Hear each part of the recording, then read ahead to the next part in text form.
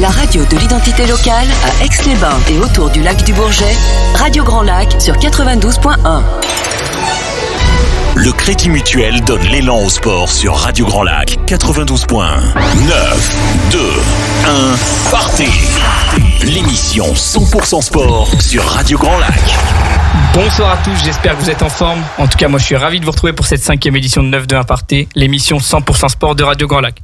Comme d'habitude, à mes côtés on retrouve Bernard. Bernard, comment tu vas ce soir ? Eh ben écoute, ça va bien mon petit Julien, je suis toujours content quand je suis en studio avec toi, puis on a des super invités, le studio est plein à craquer. Pour une fois on a guichet fermé, il n'y a pas de place ce soir. On est content, c'est le bonheur. Bon, on a perdu Adrien en route qui n'a pas pu se libérer ce soir, mais vous le retrouverez demain pour l'intégral jeune. En tout cas, nous on a un gros objectif ce soir, Bernard, pas dépasser le temps. Bien finir à 19h. On a débordé l'autre fois, on a joué le temps additionnel et après il y a eu la séance de tir au but, c'était fou. Donc aujourd'hui on a un programme très très chargé, comme on vous l'a dit. On va parler hockey, on enchaînera avec une petite page football et puis on terminera l'émission avec une discipline qui est méconnue, l'haltérophilie. Mais pour commencer, on va ouvrir une grosse page hockey sur glace et on accueille 3 joueurs des Éléphants de Chambéry. Donc on a Titouan Blanchard, Sacha Djigawari, Tanguy Franzini et Nicolas Tomasini qui lui est manager général du club. Bonsoir les gars, comment ça va ? Ça va très bien, merci beaucoup. Alors vous êtes venus en nombre. Vous, quand vous déplacez, c'est jamais tout seul. On voit que vous êtes solidaires. Exactement. En tout cas.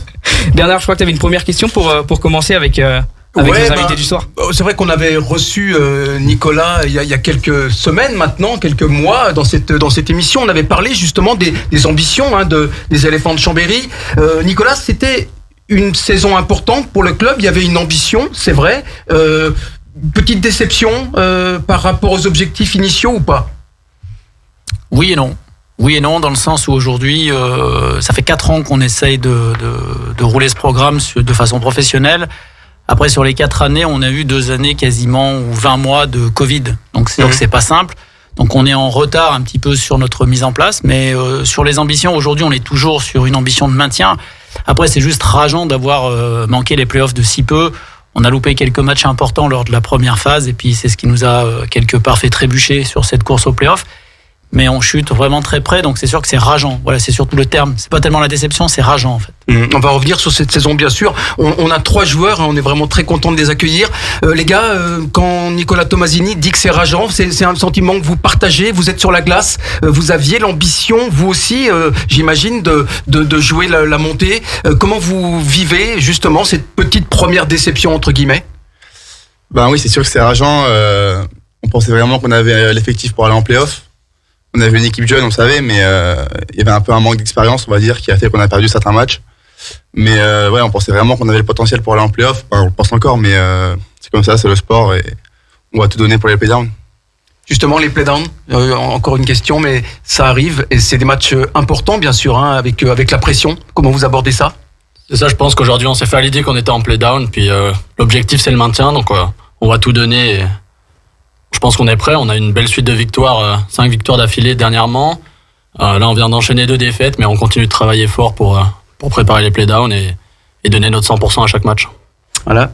Ouais, comme Nicolas l'a dit au début, on a eu vraiment loupé la première phase de la saison où on a perdu beaucoup de matchs importants, ce qui nous a impacté sur la deuxième partie de la saison où on s'est vraiment repris et qu'on a montré qu'on avait une équipe capable de pouvoir jouer les playoffs. Malheureusement, on se retrouve en play-down, mais on va tout faire pour aller chercher la victoire pour ces play-downs. Nicolas, vos joueurs l'ont dit, vous avez une équipe très jeune qui peut-être a manqué d'expérience à cause de cette jeunesse. Est-ce que c'est un pari, entre guillemets, gagnant la jeunesse sur le long terme ou c'est quelque chose qui vous tient à cœur, de miser quand même sur les jeunes ? À ce jour, il n'est pas question de bouger la politique du club et de cette équipe. Elle reste jeune. Après, la moyenne d'âge, c'était 21,18 ans. Donc il y a un côté un peu historique, tout sport confondu. Il y a très peu d'équipes qui jouent à un 2e échelon comme ça, national et professionnel, avec une équipe d'une moyenne d'âge de 21,8. Donc en fait, c'est un pari à tous les matchs. C'est un pari chaque saison. Mais on reste persuadé à Chambéry qu'on tient le bon bout et que les choses vont nous réussir. C'est très osé. On se met en difficulté chaque année. On se met en danger chaque saison, pardon. Mais on n'a pas prévu de sortir d'un programme jeune comme ça et performant. Pas du tout. Ça, c'est magnifique, Nicolas, parce que c'est vrai, on le voit, hein, que les joueurs qui sont là, des 2001, 2002, vont vraiment cette jeunesse. On peut céder à la facilité en essayant de recruter, en essayant. Vous, c'est pas le cas. Il y a vraiment cette volonté de sortir des joueurs du cru, de la région, des joueurs que vous suivez depuis plusieurs années. Vous construisez vraiment l'avenir sur des bases que vous voulez extrêmement solides et saines, c'est ça ? Alors en fait, il s'agit d'un concept, puis vraiment, je ne sais pas pour en faire la publicité, parce que c'est pas du tout le thème d'aujourd'hui, mais c'est un concept unique. Aujourd'hui, le club de Chambéry fait partie d'un système, une sorte de tunnel de formation dans lequel vous avez les Grenoblois en moins de 20 ans, l'équipe de Vaujany qui évolue en D2, l'équipe de Chambéry qui évolue en D1, et cet ensemble de 3 équipes alimente le groupe professionnel de Grenoble. Donc on s'est mis en place comme si nous étions dans les grandes ligues nord-américaines. Donc c'est unique en France. Il n'y a rien dans le hockey qui est comparable et il n'y a rien dans le sport qui est comparable. Sauf qu'aujourd'hui, on fournit à peu près 30% des joueurs pour toute la D1, juste sur ce système de formation. On fournit 20% de toute la Ligue Magnus, qui est le top niveau du hockey. On fournit sur les équipes moins de 20 ans nationales, on a fourni 49% des joueurs cette saison. Et sur les moins de 18, un petit peu moins, doit être aux alentours des 35%. Donc ça fonctionne, ça marche. C'est pour ça que je vous dis, aujourd'hui, on est très très content de ce qu'on fait. Là, vraiment, c'est passé à un demi-cheveu qu'on fasse les phases finales, ce qui aurait été historique pour le club de Chambéry. Et je reste persuadé que c'était à portée de main et qu'on pouvait réussir.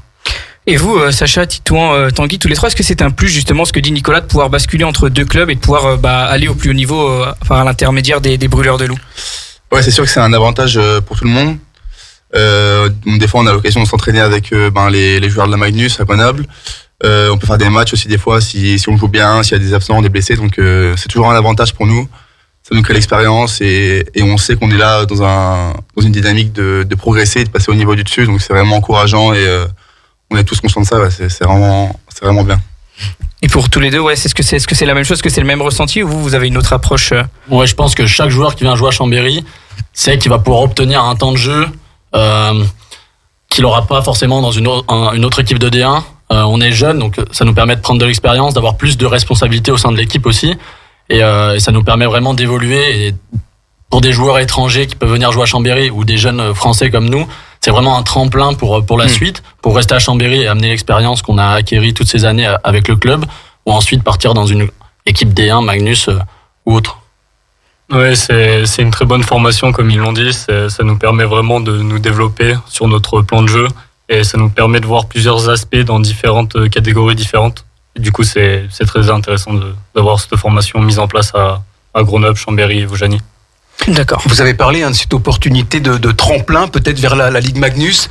Quand on a 20 ans, comme c'est votre cas, c'est un rêve qu'on garde bien évidemment, j'imagine, dans un coin de la tête. Vous êtes à Chambéry, vous portez les couleurs des éléphants. Demain, vous voyez déjà, c'est un rêve que vous nourrissez. Ouais, c'est sûr. C'est un peu l'objectif de tous les joueurs à Chambéry, c'est de jouer à Grenoble. Voilà. Il y en a déjà eu dans l'équipe qui l'ont fait, qui ont joué avec les pros de Grenoble. Mais c'est sûr, de jouer avec eux à long terme, c'est un objectif et c'est vraiment, on va dire, un peu le Graal pour nous actuellement. Et donc, on se donne les moyens pour tous les jours à l'entraînement pour y aller, quoi. On a espoir et on pense qu'on peut le faire. Justement, c'est quoi le quotidien ou peut-être même la semaine d'un hockeyeur de Chambéry? Quel est votre rythme d'entraînement? Ça, c'est quelque chose qu'on connaît pas. Comment vous gérez vos semaines? Comment ça se passe? C'est vu que c'est un niveau professionnel, ouais. Et c'est entraînement tous les jours. Donc on a une partie musculation, une partie après entraînement sur la glace. Et tout ça, c'est pour préparer les matchs avec beaucoup de sessions de vidéo pour le côté théorique et tactique. Et ensuite, le reste, c'est tout pour nous préparer pour les matchs et pour être performants le week-end. Comment ça se passe, les gars? Vous êtes pro, vous êtes étudiant, vous avez fait des jobs dans la vie en D1 de hockey. C'est quoi votre statut? Ça dépend pour les joueurs. Il y a beaucoup de différences et de disparités entre les joueurs. Il y en a pas mal qui sont étudiants et il y en a certains qui sont là, qui se concentrent vraiment sur le hockey. Mais le fait d'avoir cette double casquette, d'être encore étudiant et hockeyeur, ça nous permet vraiment de mettre toutes nos chances pour l'avenir. Ok. Alors Nicolas, pour rebondir un petit peu sur cette formation, sur la jeunesse, vous avez fait le choix de faire venir Pierre Bergeron, qui lui connaît très bien la jeunesse, puisqu'au Canada il entraînait beaucoup les jeunes, il était responsable de centre de formation, si je dis pas de bêtises. Est-ce que c'était la bonne personne pour construire justement ce projet d'avenir et ce projet basé sur la jeunesse? Alors, c'était une académie, hein. C'est pas un centre de formation, c'est un système différent. En fait, en Amérique du Nord, il n'y a pas de centre de formation. D'accord. Donc, ils appellent ça des académies. La sienne étant une académie privée, c'est-à-dire qu'elle lui appartient. Et en fait, alors je veux pas dire de bêtises, hein, parce que c'est lui qui a tous les éléments, c'est pas moi. Mais il s'agit d'une académie d'été. Donc, en fait, il démarre quelque part le 1er mai et il finit le 31 août. Ok. C'est quelque chose dans ce style. Je ne veux pas dans le détail, mais ça ressemble plutôt à ça. Donc c'est sûr que quand on est allé le chercher, il y a toujours, puis je veux vraiment être transparent là-dessus, je veux pas mentir, il y a toujours un peu de hasard dans la vie. C'est-à-dire que on travaille beaucoup, on écume, je dirais, toute la planète hockey pour trouver le Graal et la bonne personne. Mais après, il faut un peu de chance. Puis je fais pas de comparatif osé, mais c'est un petit peu comme pour les femmes. Je veux dire, vous les cherchez, et boum, vous trouvez le Graal. Voilà, c'est un peu ça. Donc, voilà, c'est un peu une image comme ça. C'est-à-dire que c'est beaucoup de travail pour à la fin trouver la personne de son choix et de sa vie. Bah là, c'est pareil pour l'entraîneur. On a contacté énormément d'entraîneurs, on en a vu beaucoup passer, on a eu beaucoup d'entretiens, beaucoup de contacts. Et puis, à un moment donné, la piste de Pierre Bergeron est devenue plus significative, alors qu'elle ne l'était pas spécialement au début. Et puis, de fil en aiguille, effectivement, on a créé une relation. Aujourd'hui, il est complètement intégré. Il a compris l'ensemble du fonctionnement. Et finalement, c'est un peu le coup de bol. C'est ça, c'est un des rares entraîneurs, je pense, sur la planète hockey qui est capable de s'intégrer dans un système composé de 4 équipes sur lequel il y a une forme de hiérarchie, comme on peut le trouver en Amérique du Nord. La plupart des entraîneurs, puis vraiment, c'est pas une critique pour les autres, mais ils pensent d'abord à leur carrière et pas tellement à la carrière du club en général. Ils sont particulièrement centrés sur la leur. Comme une grande partie des joueurs sont centrés sur leur propre carrière, non pas la réussite des équipes dans lesquelles ils passent. Alors évidemment, pas tous, nous on doit les former différemment. C'est pour ça que je vous dis, bien sûr que Pierre Bergeron, c'est l'homme à ce jour providentiel, mais il y a eu beaucoup de travail, mais après il faut un peu un coup de bol. Pierre Bergeron étant l'ami d'Alexandre Gagnon, qui était entraîneur il y a 3 saisons. Il faut un peu de bol dans la vie. Voilà. Nicolas, tu as évoqué en préambule cette volonté de travailler sur le long terme, sur 4 saisons, sur 5 saisons.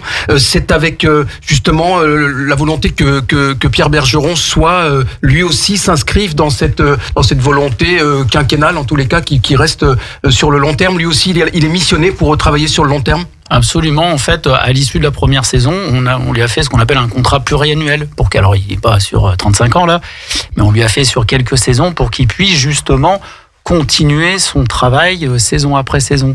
Parce que en sport, alors après je ne veux pas rentrer dans une polémique avec d'autres sports, mais tous les contrats à très court terme, très sincèrement, pour le vivre et pour le suivre dans l'actualité générale et internationale du sport, ça ne fonctionne absolument pas. Après, certains vont vous dire le contraire, mais nous on reste persuadés à Chambéry que ce serait faire une erreur que de ce qu'on appelle s'engager avec un entraîneur sur une saison. Voilà. La première saison, je peux le comprendre, parce qu'il y a toujours des interrogations, mais quand ça fonctionne, il faut savoir prendre un risque et s'engager. Voilà. Vous l'avez dit, Thomas, donc Pierre Bergeron sera là pour longtemps. Moi, j'ai une question pour tous les 3, les garçons, parce que vous allez peut-être l'avoir sur le dos encore un moment de ce que dit Thomas.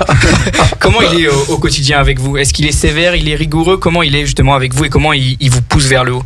Non, je pense qu'il est plutôt juste avec nous, Pierre.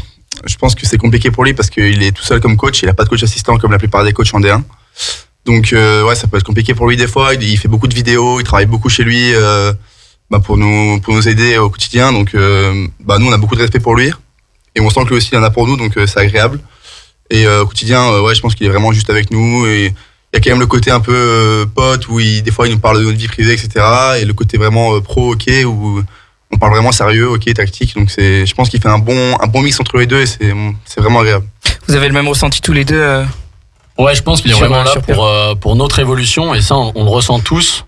Et donc, forcément, c'est plus facile de travailler avec quelqu'un on sait qu'il veut notre bien, on sait qu'il veut nous faire devenir un meilleur joueur de hockey et aussi une meilleure personne à côté. On a ce type de relation avec lui, je pense, où on peut parler de tout, autant du jeu que de l'extérieur de la glace, parce que je pense que c'est important que les joueurs se sentent bien aussi en dehors de la glace. Et là, c'est sa 2e saison, puis je pense que tout le monde a réussi à créer une bonne relation avec lui. Il a aussi pris ses marques avec ses 2 saisons à Chambéry et je pense qu'on va dans le bon sens avec Pierre. Ouais. Et est-ce que le fait qu'il vienne d'un autre pays, du Canada, on l'a dit, est-ce que ça vous a apporté une autre approche au niveau des entraînements ? Est-ce qu'il a apporté autre chose que vous aviez peut-être pas vu avant en France ? Oui, bien évidemment, parce que vu qu'il vient du nord-américain, ça nous apporte beaucoup de jeux de ce qu'ils font là-bas, de théories, de tactiques qu'ils mettent en place là-bas. Nous, on a beaucoup eu dans notre jeunesse des entraîneurs qui étaient français. Et ça apporte une différence entre les deux, mais après, il sait s'adapter aussi aux au mode de fonctionnement du jeu en France, qui est complètement différent de ce qui peut se passer au Canada, par exemple. Nicolas, ça fait vraiment plaisir d'entendre ces joueurs exprimer tout ça. Toi, tu évoquais vraiment une politique vertueuse dans ce club. Faire confiance à ces jeunes, j'imagine que ça te fait plaisir d'entendre ce qu'ils viennent d'évoquer. Moi, c'est sûr qu'il y a une satisfaction à voir leur épanouissement et puis la réussite que ça provoque. Ensuite, moi, je suis toujours très mesuré, je le répète à chaque fois, c'est-à-dire qu'aujourd'hui, ça marche. Mais je pense qu'il faut continuer à travailler, il faut continuer à mettre des choses en place pour que ça perdure dans le temps. Et que la réussite d'aujourd'hui, bien si on veut que ça devienne la réussite de demain, il va falloir, juste en sortant de l'émission, se remettre au boulot tout de suite. Voilà. Encore une fois, le club est en pleine progression. Ça reste le plus petit budget de l'AD1. Donc, puis on peut donner le chiffre. Moi, je ne fais pas partie des Français qui ont peur des chiffres, surtout de l'argent. C'est 400 000 euros de budget. D'accord. Voilà, tout inclus. Voilà, c'est le budget de fonctionnement, si vous préférez. La plupart des équipes de D1 sont plutôt sur des budgets de fonctionnement aux alentours de 800 000 euros. Entre 800 et 1,3. Voilà, pour être complètement transparent. Nous, on est le petit pousset. Voilà, complètement en dehors de cette planète-là. Mais on se bat beaucoup au quotidien pour créer des choses, faire des buzz, faire rentrer les gens dans la patinoire, faire en sorte que les gens se sentent bien et développer des joueurs qui, pour un certain nombre d'entre eux, s'ils n'étaient pas passés par ce système-là, peut-être n'auraient jamais pu toucher à ce niveau-là. On en est extrêmement fiers. Voilà. On fait pareil pour, donc ils vous l'ont pas dit, mais en fait il y a 7 joueurs étrangers dans cette équipe puisque c'est le chiffre requis par la Ligue. Et en fait c'est pareil pour eux. Ce sont des joueurs un peu oubliés de leur propre ligue qu'on est allé récupérer pour les relancer. Et je crois qu'aujourd'hui, l'exemple de Zachary Dano et de Alexandre Labbé est criant. Ils ont fini tous les deux, sont les 2 meilleurs pointeurs de la D1 avec une équipe qui a fini 12e du championnat sur 14. Donc ça, je sais pas, je vais pas vérifier dans toutes l'historique de l'AD1, mais je pense que c'est la première fois que ça arrive. Et ils ont tous deux, alors je n'ai pas l'âge exact, mais on va dire aux alentours des 21-22 ans. Donc c'est quand même pas des mecs bien vieux. Et ils étaient, pour les deux, complètement oubliés de tout le monde. C'est pour ça qu'ils sont allés à Chambéry. S'ils n'avaient pas été oubliés de tout le monde, aujourd'hui ils seraient ailleurs. Donc on en est vraiment très fiers. Voilà, c'est ce travail-là, c'est donner une chance à tous les joueurs d'accéder au plus haut niveau, de travailler, de faire en sorte de se mettre à leur service pour que ça marche. Et en même temps, de faire progresser le club de Chambéry.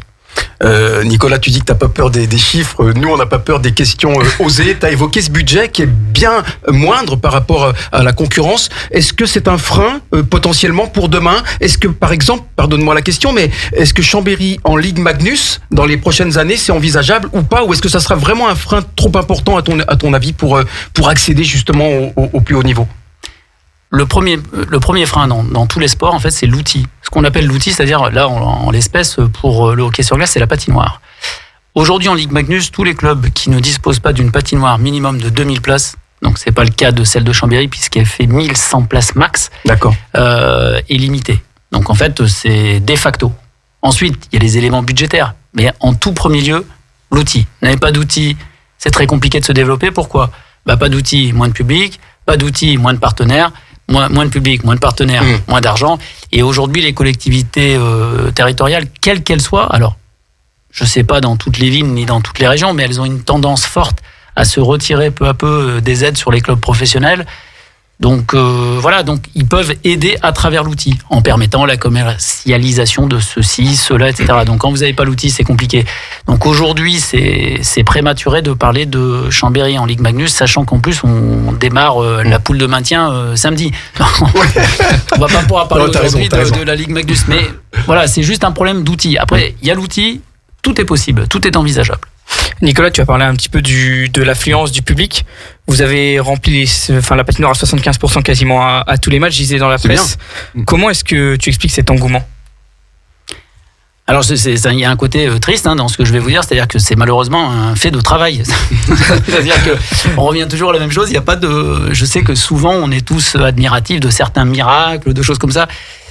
Mais là, non, il n'y a pas de miracle. En fait, nous avons, en tout cas depuis le mois de janvier, une personne qui travaille sur toute cette organisation, qui est d'ailleurs juste en arrière de moi sur ce plateau, et qui travaille très très fort et très très dur pour essayer de faire venir du public, et ça fonctionne. Voilà, la billetterie, ce dont vous avez parlé, est en fait une sorte... Je sais que je vais quelque part, je vais retirer toute magie là-dedans, mais en fait, c'est une mécanique. vous avez à peu près 25 points d'ancrage sur un système de billetterie. Et en fait, quand vous actionnez les 25 points d'ancrage, le monde vient. Vous en oubliez 2, il y en a un peu moins, vous en oubliez 3, il y en a encore un peu moins, vous en oubliez 4, voilà, c'est comme ça. La billetterie, c'est ça. Et si en plus, vous faites des résultats, vous avez un coefficient multiplicateur. Mais dans tous les cas de figure, ce matelas, c'est-à-dire ce public qui se déplace dans tous les cas de figure, c'est une mécanique de travail. Donc la personne qui est en arrière de moi, qui s'appelle en l'espèce, mon prénom est Léa, travaille extrêmement fort sur ces éléments pour justement créer cette ambiance. Et elle a réussi, peu de gens réussissent, elle a réussi à faire un guichet fermé. Alors c'est le travail de beaucoup de personnes autour, mais c'est elle qui est chef d'orchestre. Il y a eu un guichet fermé, effectivement, face à Épinal, alors qu'on était au 11e du championnat, face au 3e, je crois. Et on a quand même fait guichet fermé, c'était plein à craquer, on a même refusé des gens. Donc c'est pour vous dire. Voilà, ça c'est pas arrivé depuis bien longtemps à Chambéry. Ouais, ça prouve le potentiel. C'est clair. Avant qu'on parle justement du match contre Épinal, des 50 ans du guichet fermé, j'avais une question pour tous les trois. Même si c'est du travail, beaucoup de travail, comme l'a dit Thomas, qu'est-ce que ça vous fait de jouer dans une patinoire quasi pleine à chaque match ? Est-ce que ça vous pousse encore plus ? Ouais, franchement, c'est Nicolas, pardon, j'ai dit Thomas. ouais, franchement, c'est super agréable de jouer à guichet fermé quand il y a du monde.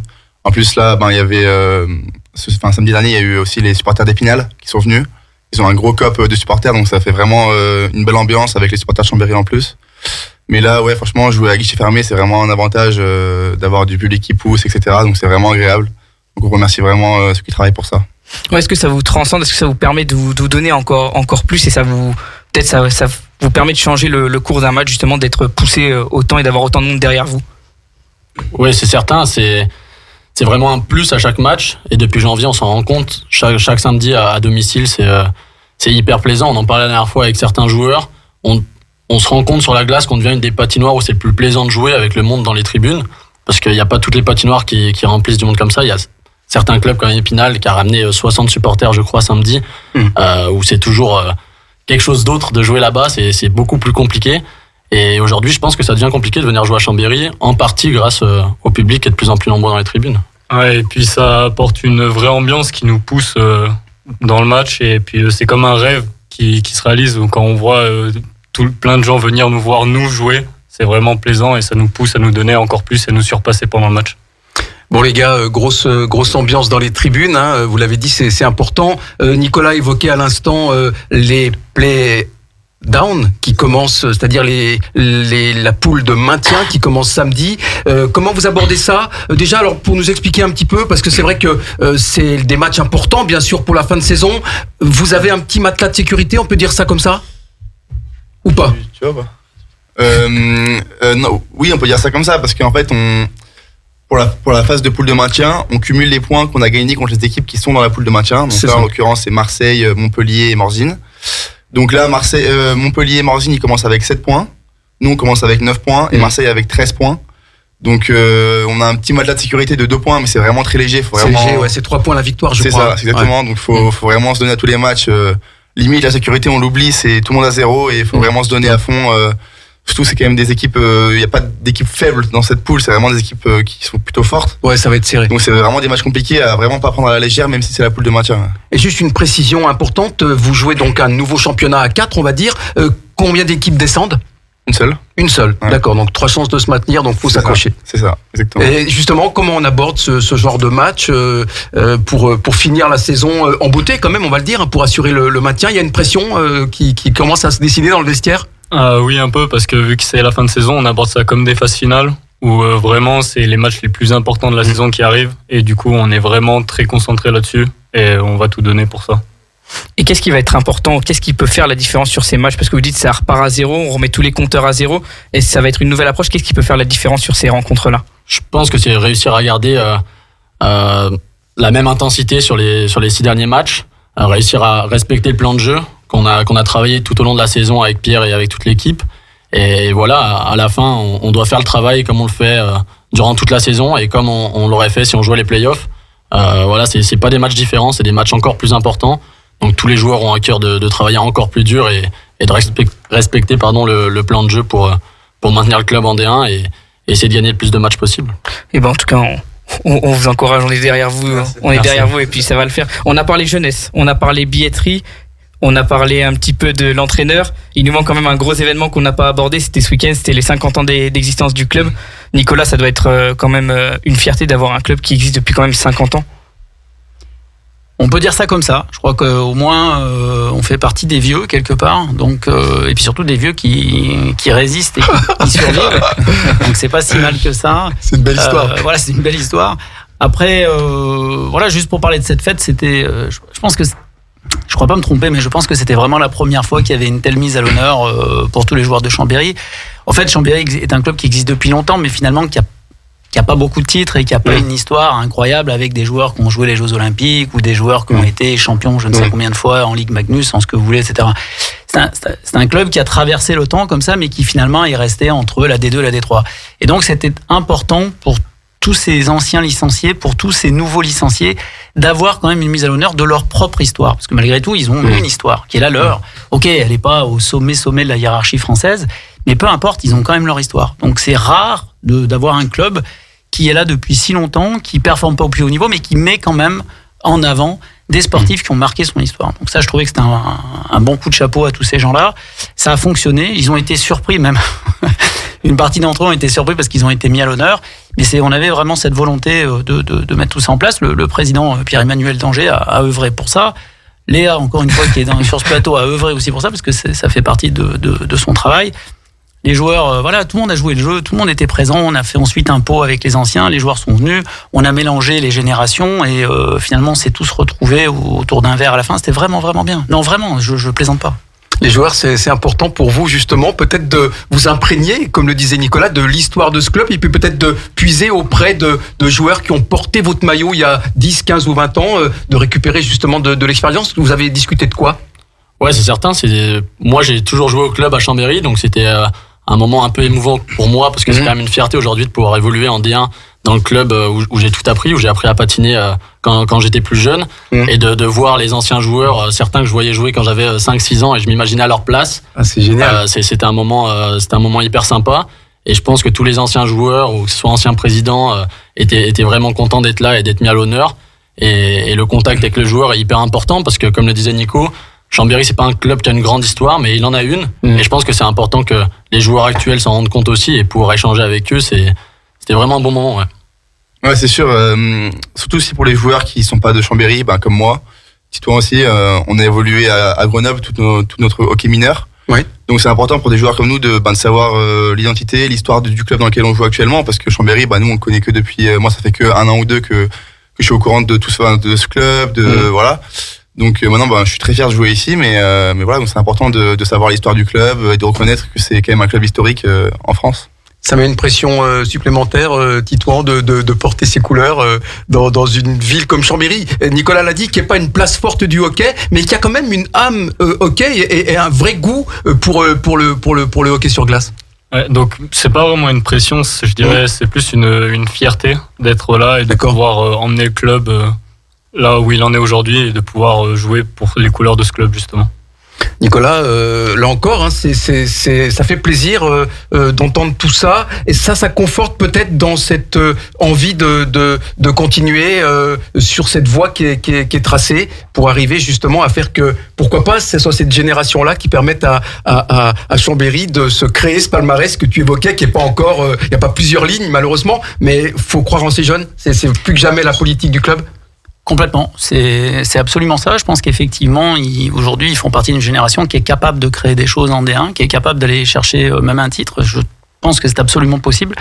Après, sur la prochaine fête des 50 ans, malheureusement, ils la feront sans moi. Parce que dans 50 ans, j'aurai 105 ans, donc je me souhaite longue vie, mais ça va être compliqué quand même. Ça va être compliqué, ouais. Voilà, le chemin va être semé d'embûches, je le sens tout de suite. Donc voilà, mais par contre, je suis sûr qu'ils sauront porter le flambeau pendant les 50 prochaines années et puis que tout se passera bien. Mais vraiment, cette génération-là a un petit quelque chose, et je répète, c'est jouable. Voilà, jouer le trouble fête dans une phase finale de D1, c'est tout à fait possible, tout à fait envisageable. Julien, je crois qu'on ne pouvait pas rêver d'un meilleur mot de la fin. Moi, c'est encore une petite question, mais voilà, je crois qu'on a tout dit. Il est 18h29 et 40 secondes. On vient de faire une demi-heure qui a passé extrêmement vite. Alors, un grand merci à tous vous trois les gars, les joueurs d'être venus, c'est super sympa, votre discours était super, Nicolas, et puis également Léa, aussi son assistante, voilà, tout le monde est là, ça prouve qu'il y a un club qui est soudé dans toutes ses composantes, sur la glace, dans les tribunes, au niveau de la communication, voilà, c'était vraiment un plaisir, en tout cas un très très grand merci, vous revenez quand vous voulez les gars, et puis surtout si vous montez en Ligue Magnus, alors là on veut la primeur de la première interview, elle est pour nous. C'est clair, On le merci beaucoup en tout cas les gars, bon merci. retour et puis bonne chance pour ces playdowns.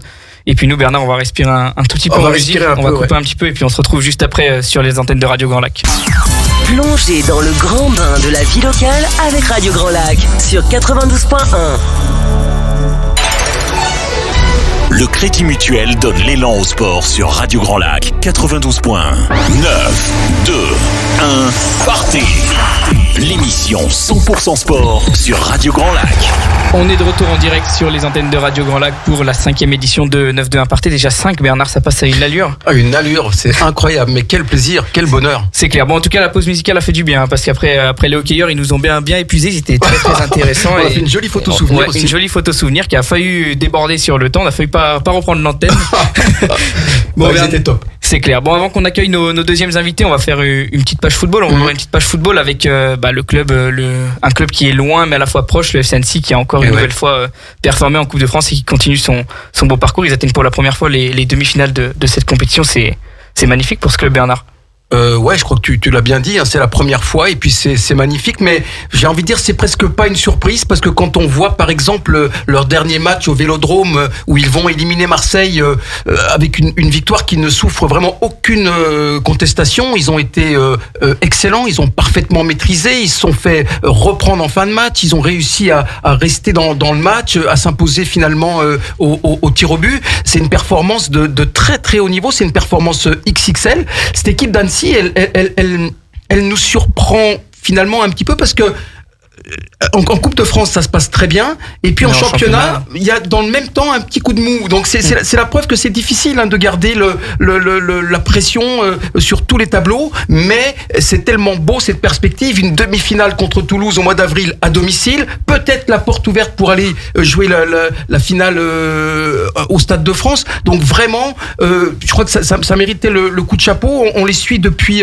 quelques tours maintenant en Coupe de France, leur place c'est pas du tout volée et je serai les Toulousains, j'irai pas la fleur au fusil au stade municipal d'Annecy pour les affronter en demi-finale. C'est clair, tu l'as dit Bernard, deuxième match à domicile en Coupe de France, c'est un moment, hein. Ça va être une belle fête à Annecy et pour le peuple annécien, c'est bien que le match puisse se jouer à domicile, non? Qu'est-ce que t'en penses? Bah ouais, toi tu vas souvent au stade, tu le connais bien, moi je suis pas encore pu y aller cette saison, Julien, mais je pense que c'est une belle récompense aussi pour les supporters annéciens, parce qu'il y a un vrai public, il y a une équipe qui vient de la division inférieure, il y a une équipe qui vient, qui entre guillemets, qui renaît de ses cendres, et on sentait qu'il suffisait d'une petite étincelle pour que ça reparte, qu'il y a vraiment ce potentiel à Annecy. Les résultats sportifs le démontrent, le public est derrière son équipe, même si en championnat, on le redit, hein, le maintien n'est pas encore assuré, je crois que les Annéciens peuvent compter, tu l'as dit, sur leur public, et ça c'est vraiment important. En tous les cas, moi je le dis, ça fait plaisir de voir des équipes comme Annecy cette saison, parce que ce qui arrive à cette équipe d'Annecy, c'est mérité, et je trouve que c'est une belle histoire. Tu l'as dit Bernard, tu l'as très bien dit, en championnat ça va moins bien. Depuis leur dernière victoire à Caen, c'était le 31 janvier, ça commence à remonter déjà. Là ils sont bien redescendus au classement, ils sont plus qu'à 4 points du premier non relégable. Est-ce que toi tu penses qu'ils peuvent quand même se maintenir? Moi je pense qu'ils peuvent se maintenir, mais je te répète, je suis pas un grand spécialiste du FC Annecy. J'ai vraiment le sentiment qu'ils ont le potentiel. Ils ont fait un match très difficile à Grenoble le week-end dernier. Bon, ils se sont inclinés, mais il y a eu du mieux. C'est vrai qu'il y a eu une défaite au match d'avant qui était un petit peu lourde et qui a fait du mal, j'imagine, dans les têtes. Mais en même temps, c'est pas étonnant, Julien. Je crois que quand on a la perspective de jouer une demi-finale de Coupe de France, inconsciemment, peut-être qu'il y a un relâchement, mais je crois qu'il y a un staff aussi, il y a un très très bon entraîneur qu'on apprécie beaucoup dans cette équipe, qui est bien encadré, qui est bien entouré par son staff. Moi, j'ai toute confiance pour que justement les joueurs soient extrêmement concentrés jusqu'à la fin de la saison, et vraiment, je pense qu'ils vont assurer le maintien. Il y a des équipes un petit peu à la peine derrière. Je vois pas les Annéciens se faire trop inquiéter, mais c'est vrai qu'il va falloir jouer sur les deux tableaux et forcément on laisse des plumes, on laisse de l'influx. Donc faut rester vigilant jusqu'à la dernière journée sans doute. C'est clair. En tout cas, on espère pour eux qu'ils vont se maintenir et puis pour nous aussi parce que ça nous fait de l'actu. On est toujours content de voir le FC Annecy performer. On va revenir rapidement sur les résultats aussi de nos Chambériens et nos Aixois. Donc les Chambériens, ils ont joué le samedi 4 mars. Ça remonte déjà. Ils ont perdu 2-1 contre Lyonnais. C'est une deuxième victoire de suite. Ils sont 10e. Et ils sont qu'à 5 points de la zone rouge, quoi. Ouais, c'est pareil, on l'a déjà évoqué ici dans ce studio, Julien. On sait que c'est difficile d'assurer le maintien en National 2 pour les Chambériens. On sait qu'ils vont sans doute batailler jusqu'à la dernière journée. Faut pas laisser partir les points. Or, ils en ont laissé partir quelques-uns. C'est dommage sur ces derniers matchs. Donc, il faut vite se ressaisir, vite repartir dans une dynamique de victoire. On sait à quel point aussi le mental, quand on se retrouve en difficulté, ça peut être déterminant. Donc les Chambériens, ils ont encore un petit matelas de sécurité, tu l'as dit. Voilà, faut gagner des matchs maintenant et il faut vite relancer la machine pour reprendre un petit peu d'énergie et cette fin de saison qui va être elle aussi pleine de suspense encore pour les Chambériens pour assurer le maintien. Oui, et puis ça va commencer tout de suite dès samedi avec un gros déplacement à Lyon-Duchère 2 à 18h qui est un concurrent direct au maintien puisqu'ils sont 13e à 14 points. Donc c'est eux qui sont premiers non relégables ou tout juste en tête de la zone rouge. Donc il va falloir prendre les 3 points dans ce match-là pour les Chambériens. Aix, ils ont joué aussi le samedi 4 mars. Ils ont encore perdu contre 1 Sud. Les Aixois ont encore fini à 10. C'est une équipe qui est très nerveuse en ce moment, Aix-les-Bains au foot. Ouais, on l'avait souligné lors de la précédente émission. Là aussi, l'enjeu est énorme, Julien. On sait que avoir la tête sous l'eau, comme on dit dans le jargon sportif, c'est jamais facile. Et c'est vrai que par moment, les esprits s'échauffent. Bon, voilà, c'est un carton rouge, c'est pas dramatique. Je crois que les Chambériens, les Aixois aussi, ils ont les qualités mentales pour se maintenir.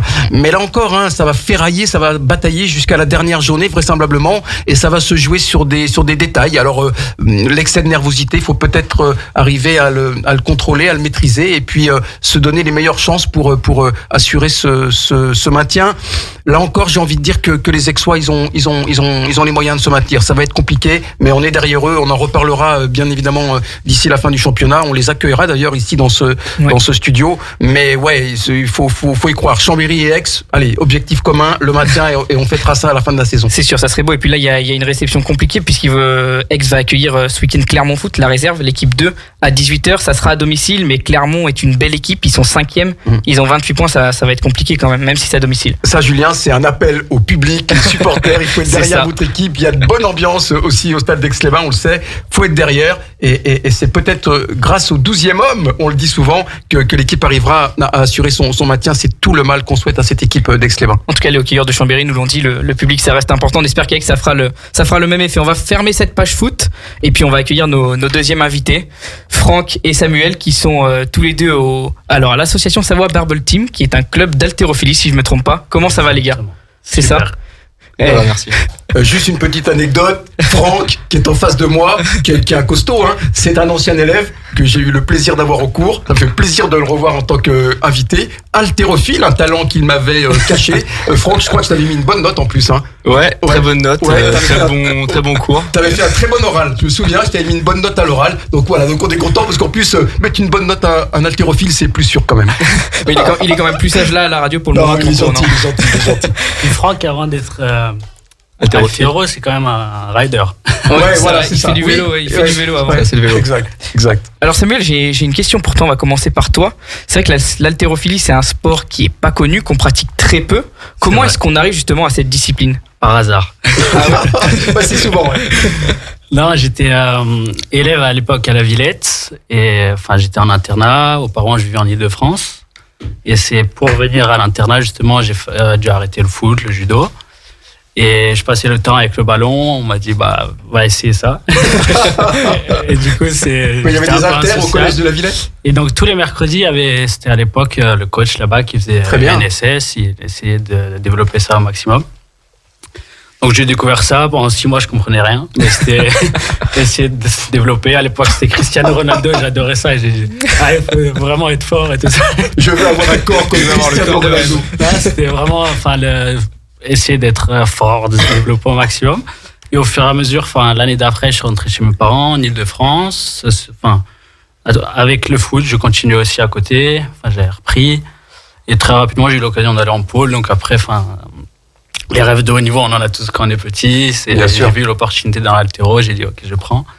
C'est-à-dire que tu étais en équipe de France ou dans le pôle France, c'est ça? Donc j'ai passé 4 ans en pôle. D'accord. J'ai fait des stages avec la sélection, mais j'ai souvent été blessé. Donc j'arrivais pas vraiment à exploiter. On en parlera des blessures. J'imagine que malheureusement, il y en a beaucoup. Ouais, pas tant. Après, c'est toujours le haut niveau, la recherche du haut niveau. Après, c'est beaucoup plus difficile. C'est moins un sport. Enfin, c'est plus du sport plaisir, sport santé. On est vraiment dans la recherche du haut niveau. Donc après, les entraînements, gérer. C'est dur de gérer son corps aussi. C'est souvent les blessures qui m'ont arrêté et dire ok, tu peux plus maintenant. mais bon, c'est le jeu aussi. Tu l'as dit, Samuel, au début, tu comprenais pas tout en haltérophilie, c'est-à-dire qu'il y a une technique particulière, vraiment, on soulève pas n'importe comment. Donc vraiment, la dominante numéro 1 dans l'haltéro, c'est la technique. Après, donc c'est imprimer de la vitesse à la barre. Aussi, il faut de la force parce qu'au fur et à mesure, plus on veut soulever lourd, plus il faut de la force.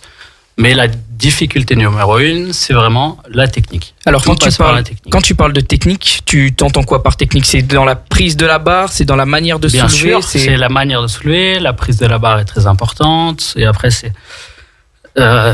plus on est technique, plus le geste est efficace, il est efficient, et plus on soulève facilement la charge. C'est vraiment, il doit y avoir, je dis souvent avec les jeunes, il y a un maximum de relâchement, c'est arriver à imprimer de la vitesse dans la barre, et si c'est crispé, si c'est tout en force, ça passera jamais. Franck, toi, tu en penses quoi? Ça fait combien de temps déjà que tu pratiques ce sport? Parce que toi, tu es sportif, mais l'haltérophilie, ça fait combien de temps? Moi, ça doit faire 6 ans maintenant que je suis haltéro. En fait, l'histoire, elle est presque similaire à celle de Sam. C'est que moi, je suis venu au collège La Villette aussi pour le BMX. En fait, c'était un internat qui était connu pour les sports-études. Et du coup, en parallèle du BMX, l'haltérophilie, c'est hyper intéressant parce que c'est beaucoup d'explosivité, de force et de coordination. Et du coup, j'ai commencé il y a 6 ans à peu près. Et maintenant, j'ai autant de plaisir à faire de l'haltéro que du BMX bientôt presque. Donc, c'est super cool. C'est bien. Et si tu devais choisir entre les deux? Tu dis que tu as presque autant de plaisir maintenant. Question piège. Non, BMX.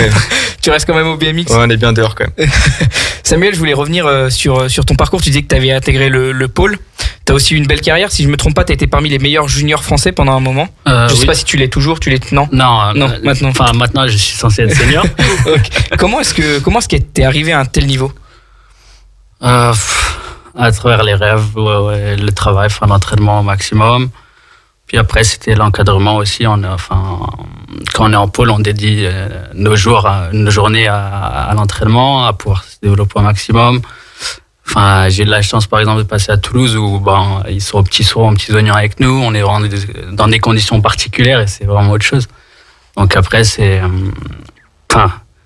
bien sûr, il y a des qualités ou du travail, mais c'est un tout. Et tu as toujours voulu faire de la compétition en haltérophilie ou L'haltéro, je connaissais pas du tout avant que j'aille au collège. Et après, j'ai toujours eu dans ma tête, ok, je veux aller au niveau.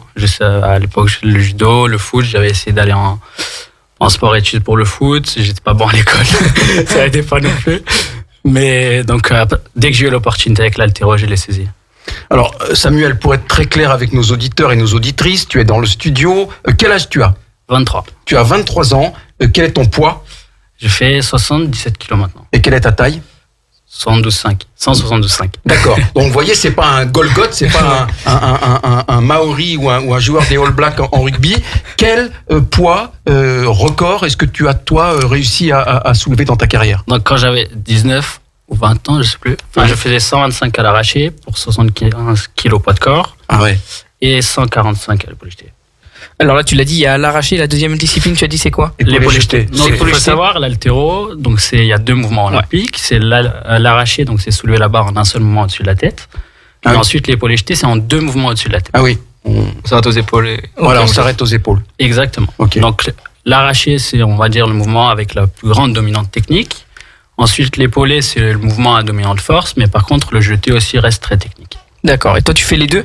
On fait toujours les deux. Ok, on fait toujours les deux, on n'a jamais le choix. En compétition, on peut avoir des médailles pour le mouvement, mais la médaille qui compte, qui est la plus importante, ça reste la médaille du total. Et médaille au mouvement, c'est que sur les grands championnats. Donc championnat d'Europe, championnat du monde. Au jeu, c'est que le total qui compte. Et toi, Franck, ton record? Moi, je dois arracher 77 peut-être et Paulet 109, il y a de ça 2 jours. Ah ouais. Mais pas jeté. D'accord. Je sais pas jeter, moi, j'ai pas la technique. Et tu fais de la compétition, Franck, toi aussi, ou pour l'instant c'est pour le plaisir, tu t'entraînes et tu Non, pratiques? c'est pour le plaisir, mais justement, il veut m'emmener en compétition un peu là avec d'autres copains, avec d'autres copains du vélo pour. Et pour la pour un petite peu. histoire, c'est justement Franck. Moi, je les entraîne aussi sur l'aspect salle, donc les jeunes du BMX de Montmélian. D'accord. Et donc Franck, je l'ai côtoyé en premier donc avec les jeunes de Montmélian, et après donc on est passé en association cette année. Lui avec l'INSEC, donc c'était la possibilité aussi d'essayer de cohabiter les deux choses. Donc après c'était une super opportunité que d'avoir un stagiaire. Enfin maintenant il est stagiaire au club, donc ça permet vraiment, il aide énormément pour développer le club. Donc ça c'est aussi maintenant qu'on le considère comme altéro parce qu'il aide beaucoup au club. Mais ça reste un rider avant tout. Ça faisait partie des critères de sélection. Tu lui as dit, si tu veux devenir stagiaire chez moi, il faut comment même que tu te mettes à soulever du poids. C'était un avantage. Si le stagiaire, on lui paye la licence. Ah oui, c'est pour ça que t'es là-bas, Franck. C'était exactement pour ça. Franck, tu parlais tout à l'heure de la plus-value pour toi sur ton BMX, notamment en termes d'explosivité, hein, je crois que c'est ce que tu as dit. C'est ça. En quoi on a un peu une idée inverse finalement que l'haltérophilie c'est quelque chose d'assez massif, hein. On n'imagine pas un effort hyper violent ou en tous les cas une explosivité sur ton vélo, et vraiment sa tête, parce que c'est quoi, c'est un renfort musculaire qui est vraiment adapté justement à ta pratique. Bah ouais, après ça m'expliquerait mieux vu qu'il est aussi coach physique, etc. Mais en fait, on travaille les jambes, on explose. Parce qu'en fait, on croit que c'est le haut du corps peut-être, etc. Mais en fait, c'est surtout les jambes qui travaillent. D'accord. Toute la zone du dos aussi. Mais ouais, c'est très relié en fait le BMX et l'haltéro. Même le champion olympique de BMX, il fait l'haltéro 2-3 par semaine en fait. D'accord. C'est des choses qui sont très proches finalement, alors qu'on dirait pas. Et ouais, ça correspond vraiment bien aux préparations en fait. Du coup, et en plus surtout que c'est une manière de s'entraîner qui est super sympa. Parce que entre pousser des barres ou tirer des poids, l'haltéro, il y a un défi en plus, la technique, et on peut même s'emmener à faire des compétitions pour changer du BMX. Donc c'est vraiment cool. Samuel, l'ambiance important aussi, hein, ce que souligne Franck. Ça, je le vois encore plus maintenant, du coup avec le club. On essaie vraiment d'avoir une équipe qui, c'est le plus important, c'est le partage, les émotions, c'est vivre tous ensemble, une bonne expérience. Ouais, c'est super ambiance. C'est quand on va avec le club ou quand on est entre nous, entre gens du vélo, on voit s'il y en a un qui veut faire sa barre, il n'y a pas de concurrence, que ce soit, c'est tout le monde son courage, et chacun fait sa meilleure barre, et c'est dans la bonne ambiance, et tout le monde s'entraîne le mieux qu'il peut. Alors Samuel, juste pour revenir sur l'association, c'est toi qui l'as créé, ce club d'haltérophilie. Oui, à l'époque, donc, j'étais stagiaire BPGEPS, donc à CrossFit Eliphas, une structure privée qui vante les mairies du CrossFit. Et donc, je donnais les cours d'haltéro, et une fois que j'ai eu le diplôme, donc après, je me posais la question, comment est-ce que je peux, on va dire, continuer à avoir un lien avec la clientèle, ou justement, en même temps, faire partager la passion au maximum. Et donc, à l'époque, c'était l'année dernière, j'ai proposé de monter le club à Pierrick, le gérant de la structure. Et à l'époque, il y avait aussi Fanny qui était en contrat pro là-bas, mais plus sur le marketing. Donc elle m'a vraiment secondé sur tout ce qui est paperasse, par exemple, communication, ça c'était hyper important. Ah, heureusement qu'on les a. Ça c'est sûr. Et à côté de ça, donc là, le club l'année dernière, on était, on existait, mais pas officiellement. C'était, les gens ils payaient juste la licence, donc il n'y avait pas réellement d'argent, pas possibilité de grandir. À l'inverse, on cherche toujours à vivre de sa passion. Donc personnellement, pour moi, c'était pas non plus le deal idéal. Et après, donc pour permettre de continuer à grandir, de pouvoir rêver, j'ai monté mon équipe et proposé à Pierrick donc qu'on passe en association, parce que après Pierrick, ça reste quand même maintenant notre sponsor avec la structure. C'est toujours compliqué d'avoir du matériel, une bonne structure, et il nous apporte plein de choses sur cet aspect-là, donc c'est génial. Donc cette année, on est passé en association au mois d'octobre, donc là c'est encore une association qui est assez jeune, mais on a envie de faire bien. Et on compte à peu près une bonne vingtaine de compétiteurs maintenant. Alors justement, j'allais vous demander, les gars, vous êtes jeunes, vous avez commencé il y a quelques années, un enfant, il peut commencer l'haltérophilie à quel âge? Il faut savoir en fait que on a un peu peur quand on est parent. Exactement, quand même les gens pensent ou associent l'haltéro, ça fait ralentir la croissance. Voilà, c'est ça. Pas du tout. Il faut savoir que selon les études, pour ralentir la croissance, c'est une hyper spécialisation. C'est-à-dire que le jeune l'enfant, il doit faire 25 à 30 heures de sport par semaine pour qu'on dise ça ralentit sa ça croissance. peut être le tennis, ça peut être voilà. C'est ralentir. Mais sinon, en aucun cas, et au contraire, justement, ça aide. Et il faut savoir que l'haltéro, donc déjà, c'est l'un des sports les plus complets. Et après, c'est sur le système osseux, donc il y a des sauts, il y a une contrainte qui est liée. Et le corps s'habitue à cette contrainte, ou en tout cas, il a besoin de cette contrainte-là pour pouvoir justement continuer de vivre normalement, j'ai envie de dire. Et donc, c'est plein de bénéfices. D'accord. Après, comme on en disait tout à l'heure aussi, il y a des qualités de vitesse, de force, d'explosivité, sur le système nerveux aussi, parce que mine de rien, il faut la soulever la barre. Et donc, c'est plein d'aspects positifs, mais justement, il faut encourager dès le plus jeune âge, ça c'est hyper important. C'est apprendre à faire avec son corps à travers justement un mouvement, parce que justement là il faut savoir la soulever cette barre, mais il faut avoir conscience de soi, de la barre, de qu'est-ce qu'on fait, qu'est-ce qu'on met en place, c'est hyper important. Moi je dirais même que ça développe la croissance plus que ça la ralentit, parce que ça emmène des mouvements d'agilité, de souplesse, et du développement physique général. Et il faut savoir que quand on fait de l'haltérophilie, on se renforce suffisamment tout le reste du corps pour pas se faire mal ou quoi. Et depuis le plus jeune âge, moi j'ai commencé tard je pense, mais quand je vois des gens comme vous êtes le plus jeune âge, par exemple un compétiteur qui était là ce week-end, c'est impressionnant ce qu'on peut faire avec une technique qui est là depuis le plus jeune âge et des entraînements réguliers. Alors justement, une chose par rapport à ce que dit Franck, on peut commencer au plus jeune âge. Les filles aussi, on le voit, et on a des très bons résultats en France en haltérophilie féminine. Là, pareil, une morphologie féminine qui fait des miracles en soulevant des barres vraiment très lourdes. Tout d'abord, il faut savoir, l'haltéro, c'est un sport à catégorie de poids de corps. Donc, chez les garçons, ça démarre à moins de 55. Chez les filles, c'est moins de 44 kilos. D'accord. Donc, c'est quand même des petites catégories. Après, ça va plus loin. Chez les femmes, ça va plus de 87 kilos. Il y en a, elles peuvent faire 150 kilos. Quand chez les gars, donc à plus de 109, on voit par exemple la chatte à la Kadze, il fait 180 kilos. Mais, et lui, par exemple, qui a racheté 120 kilos, on va prendre Shi Young, par exemple, qui est en moins de 73, qui va faire 100, il peut arracher 170 kilos. Le ratio, il est bien meilleur pour Shi Young, par exemple, que pour l'achat. Mais, voilà, c'est pas que des gros physiques ou des... Non, et puis surtout, les femmes, le mental, elles savent ce que c'est et nous donnent de très très belles leçons de mental, souvent dans le sport. Donc j'imagine qu'il y a des résultats impressionnants. Ouais, et en plus aussi, c'est le président de la Ligue qui nous disait dimanche qu'en Rhône-Alpes, il y a 48% d'hommes et 52% de femmes. Ah ouais. Donc c'est un des sports où il y a plus de femmes que d'hommes qui pratiquent, et je crois que c'est assez rare en France. Ah, j'aurais pas cru. Ah oui, c'est rare. Ouais, on n'aurait pas cru, mais c'est un bon point, je pense. Bah ouais, c'est super. Pour rebondir sur ce que vous avez dit tous les deux, Franck, tu l'as plus ou moins évoqué, Samuel, tu as rebondi dessus. L'aspect mental, est-ce que c'est important en haltérophilie ? Est-ce qu'il faut qu'on se prépare différemment avant de soulever sa barre ? Est-ce qu'on se prépare mentalement à se dire ouais, celle-là, je vais la soulever, je vais y arriver. Est-ce qu'on se mentalise ? Bien sûr. On visualise le geste dans sa tête, on l'ancre. Après aussi, il faut avoir la capacité. Tout le monde va. Une charge record, par exemple, il y en a qui vont avoir peur, quand d'autres ils vont justement aller au-delà. Faut faire casser son plafond de verre en fait mentalement. Ouais. Mais justement sur le système nerveux, il y a énormément de bienfaits et c'est impressionnant justement tout ce que ça demande et ce que ça permet d'évoluer aussi. Et au niveau des blessures, on l'a évoqué aussi. Qu'est-ce qu'il faut ne pas faire pour ne pas se blesser en haltéro ? Tu parles beaucoup de technique, de mouvement. J'imagine qu'on ne doit pas non plus soulever la barre qu'on ne doit pas se plier dessus pour la remonter, qu'il faut qu'on ait le dos bien droit. On dit l'haltéro, c'est l'école du dos. C'est l'apprentissage du placement. Après aussi, il faut pas mal de renforcement à côté. Après, on est dépendant des intervenants aussi. Mais comme toute chose, il faut être préparé pour faire quelque chose. C'est pas venir... j'ouvre la porte, j'ai envie de faire ça.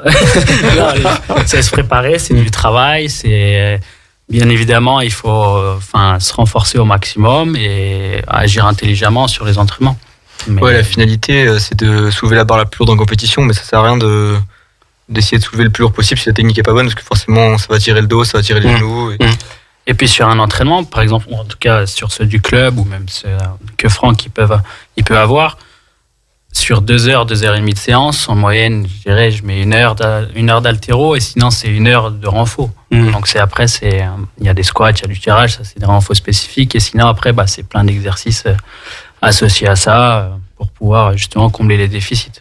Quand tu as commencé l'haltérophilie, Franck, toi, est-ce que tu pensais que ça demandait autant d'entraînement? Samuel l'a dit, il faut faire du renfort, faut travailler la barre, faut travailler la technique. Est-ce que toi, tu t'attendais à ça au départ? Déjà, nous, on a commencé l'haltéro, je connaissais pas ce que c'était l'haltéro. On a dit on va à la muscu, faire du vélo. C'était ma première année de muscu, j'ai jamais rentré dans une salle de muscu. Et j'ai vite compris que c'était très technique et très exigeant.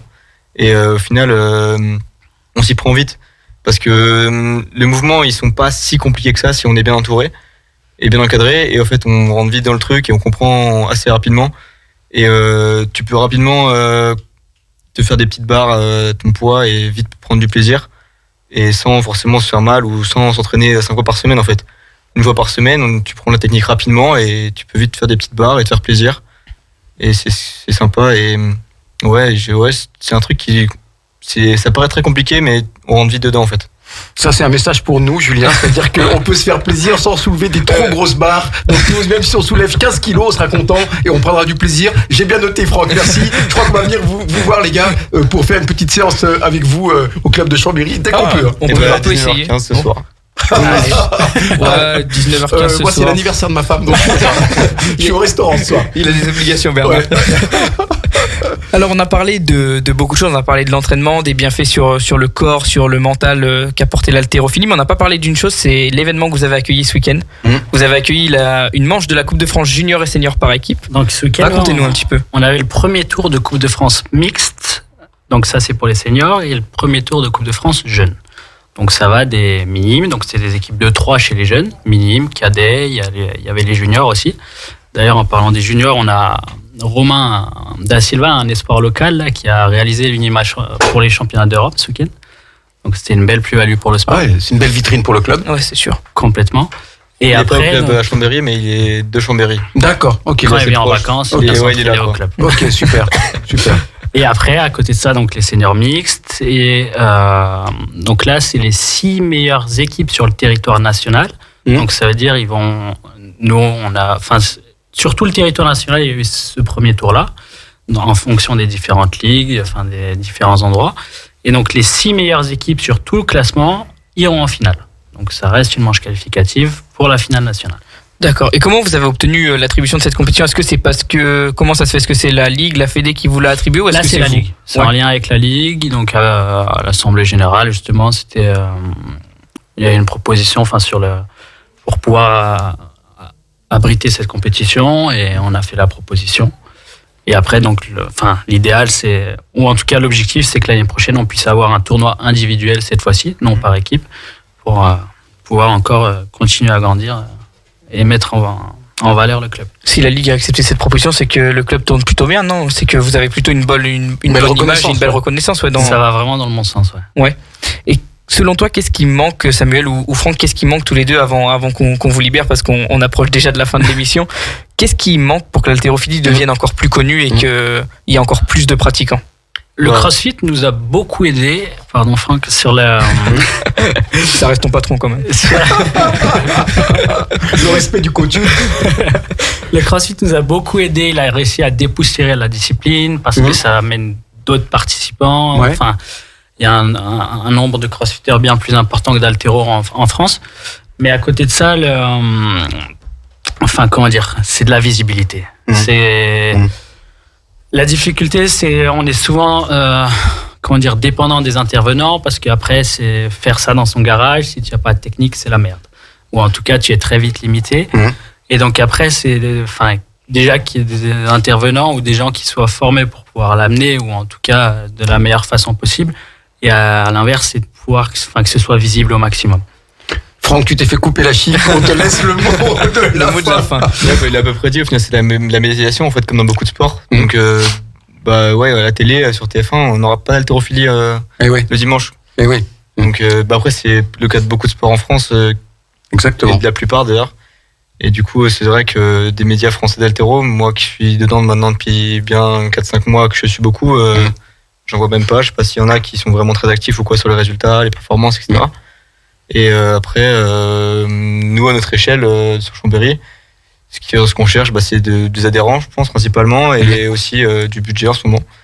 Et pour vraiment développer sur le bassin chambérien un maximum l'haltéro et voilà, que les gens soient satisfaits avec ce club. Bon, on l'a bien compris en tout cas, c'est un super sport. Samuel parlait de visibilité. Je peux vous dire qu'ils ont tous les deux un superbe t-shirt du club avec le symbole de l'éléphant là en bleu, blanc, rouge, le petit sponsor sur la manche. Ils sont beaux comme tout. Hein. Donc si vous voulez vous inscrire dans ce club, vous aurez un joli t-shirt. Voilà, c'est ça la visibilité, c'est important. Exactement. Vous êtes, voilà. Améliorer l'image. Merci beaucoup Exactement. en tout cas les garçons d'être passés ce soir. Merci. La prochaine fois qu'on se vient, ça sera pas vous qui venez dans le studio, c'est nous, on viendra à la salle. Mais c'est vrai qu'il faut qu'on aille mouiller un peu le maillot, se mettre un peu en danger là, et qu'on aille voir les sportifs chez eux et qu'ils nous fassent un petit peu la misère. Ça peut être marrant. Ouais, ça peut. Pas très longtemps, je pense. on essayera, voilà, on soulèvera 10, 15 kilos, ça. Ouais, histoire de débuter, de se montrer qu'on y allait, quoi. Merci beaucoup en tout cas. Merci à tous les deux. C'est déjà 19h, Bernard, l'émission est passée très très vite ce soir. Une fois de plus, mais ce coup-ci on est raisonnable, on rend à 19h03, Sandra va être contente. Ouais, le temps qu'on fasse la petite conclusion, on devrait être pas mal. on va faire rentrer Sandra un peu plus tôt et toute l'équipe de Radio Grand Lac. En tout cas, merci à tous de nous avoir suivis merci pour cette beaucoup, Julien. 5e édition de 9-2 Imparté. Merci Bernard encore d'avoir été à mes côtés. Avant qu'on se quitte, n'oubliez pas, demain matin je suis encore de retour. Oui, je sais que vous en avez marre que je sois derrière le micro, mais il y aura encore l'intégral jeune, demain l'émission étudiante. Non, ton fan club dans les amphis à la fac et dans les écoles est grandit de plus en plus, au contraire. Ouais, mais j'ai pas encore signé d'autographe, ça va, je reste encore à ma petite échelle. Alors du coup à demain pour ceux qui veulent en savoir plus sur la vie des étudiants de notre département, et puis pour les passionnés de sport, on se retrouve dans 15 jours, même heure, même endroit. Bonne soirée à tous et à très vite sur les antennes de Radio Grand Lac. Radio Grand Lac.